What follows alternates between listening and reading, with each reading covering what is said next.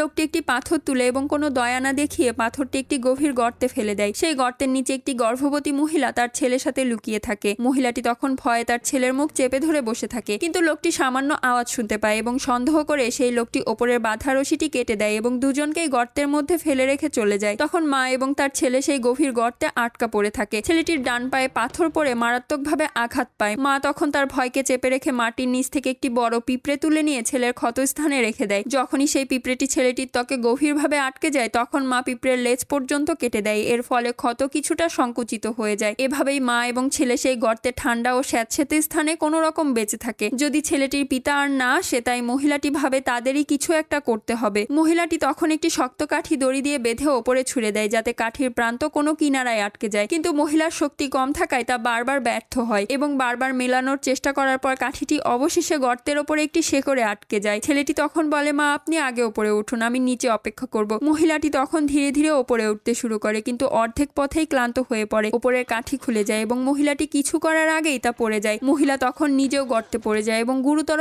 আঘাত পায়। তবুও মহিলাটি নিজেকে সামলায় যাতে তার পেটের ভেতরে থাকা সন্তান নিরাপদে থাকে। ঠিক তখনই হঠাৎ তীব্র বৃষ্টি শুরু হয়। গর্তে তখন পানি জমতে থাকে, কিন্তু মহিলাটি তার ছেলেকে ওপরে নিয়ে যেতে চেষ্টা করে কিন্তু নিজেও পানিতে ভিজতে থাকে এবং বেশি সময় পানিতে থাকার ফলে মেয়েটির পেটে ব্যথা শুরু হয়ে যায়। তখনও বৃষ্টি থামে না এবং পানির স্তর বাড়তেই থাকে। মহিলাটি তার ছেলেকে কাঁধে বসিয়ে নিজে পানিতে ডুবে যায় এবং শ্বাস বন্ধ করে পানির মধ্যে দাঁড়িয়ে থাকে। তখনই মহিলাটি তার পায়ের নিচে একটি বড় পাথর পায় এবং মহিলাটি কোনোভাবে আবার একটু উপরে আসে, কিন্তু ঠিক তখন মহিলাটির পেটের সন্তান জন্ম নেওয়ার সময় হয়ে এসে যায়। মহিলাটি গভীর এক শ্বাস নিয়ে একটি কোণে গিয়ে দাঁড়ায় এবং পাথর ধরে নিজেই জন্ম দেওয়ার চেষ্টা করে। অনেক কষ্টের পর তার সন্তান জন্ম নেয় এবং শিশুর কান্নার শব্দ শোনা যায়, কিন্তু মহিলার কাছে থামার সময় নেই কারণ বিপদ এখনো শেষ হয়নি। এদিকে মহিলাটির স্বামী, যার জন্য মহিলাটি অপেক্ষা করছে, লোকটি নিজেও তার জীবনের যুদ্ধ নিয়ে লড়াই করছে। লোকটি জঙ্গলে আদিবাসীদের হাত থেকে পালিয়ে যায়। তখন লোকটি একটি জলপ্রপাতের কিনারায় পৌঁছে আর কোনো রাস্তা খুঁজে না পেয়ে নিচে লাফ দেয়। তখন বেশিরভাগ আদিবাসী নেতা মনে করে লোকটি মারা গেছে, কিন্তু লোকটি তখনও বেঁচে আছে এবং লোকটি নদী থেকে বেরিয়ে শত্রুদের সাথে লড়াই করার কথা বলে। তখন আদিবাসী নেতা রেগে গিয়ে নিজেই ঝর্ণায় ঝাঁপিয়ে পড়ে। তাদের মধ্যে অনেকেই তখন মারা যায়, কিন্তু কিছু লোক বেঁচে যায়। লোকটি আবার পালিয়ে যায়, কিন্তু লোকটি একটি কাদার মধ্যে পড়ে যায়। তখন এক টুকরো লতাপাতা ধরে লোকটি কোনোভাবে বাইরে বেরিয়ে আসে। কিছু দূর যেতেই লোকটির সামনে একটি মৌমাছির দল এসে পড়ে। লোকটি সেই মৌমাছি ব্যবহার করে এবং পেছনে তাড়া করা আদিবাসীদের ওপর ছেড়ে দেয়। মৌমাছিরা তখন আদিবাসীদের কামড়াতে শুরু করে এবং লোকটি পালিয়ে যায়। তারপর লোকটি বেলগাছের কাঁটা নিয়ে বিষাক্ত ব্যাঙের শরীরে গেঁথে দেয় এবং সেটিকে অস্ত্র হিসেবে ব্যবহার করে। যখনই আদিবাসীরা আবার কাছে আসে লোকটি লুকিয়ে একটি কাঁটা মারে। ওই লোকটি তখনই মারা যায়। ঠিক তখনই আবার বৃষ্টি শুরু হয় এবং লোকটির মনে পড়ে যে তার পরিবার